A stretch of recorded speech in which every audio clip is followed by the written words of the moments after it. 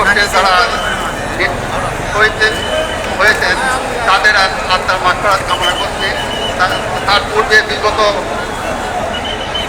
15 বছরে যে সমস্ত কৃষিদার সরকারের আন্দোলনে নিহত হয়েছে তাদের আত্মার মাগফিরাত কামনা করছি। তারপরে যারা আহত হয়েছেন তাদের সুস্থতা কামনা করছি। আমার ছেলে আবরাল সাহাদ তার কি দোষ ছিল?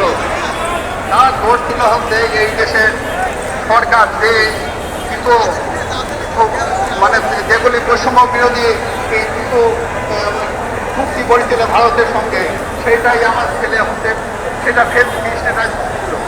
এদের মধ্যে ছিল ফেনী নদী থেকে প্রতিদিন 1,35,000 চুক্তি পানি ভারতকে বিনা উন্নয়নে তাকে দেওয়া হচ্ছিল।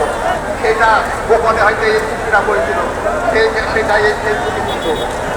তারপর তৎকালীন 47 সালে দেশ ভাগ হওয়ার সময় তৎকালীন সরকার পশ্চিম বাংলাদেশ কলকাতা বন্দর ব্যবহার করার জন্য সেটা অনুমতি দিয়েছিল, কিন্তু তারা দিয়েছিল না। তার বিনিময়ে এই ফেসিবাদ সরকার মোল্লা পোর্ট তাদের ব্যবহার করার জন্য অনুমতি দেওয়া হয়।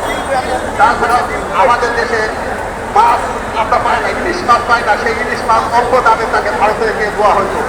এইভাবে বৈষম্য বিরোধী যেগুলি ছিল সেগুলি দেশের পক্ষে কথা বলার জন্য তাকে নির্মমভাবে 2019 সালে 6 অক্টোবর দিবাগত রাতে তাকে নির্যাতন করে তাকে হত্যা করা হয়।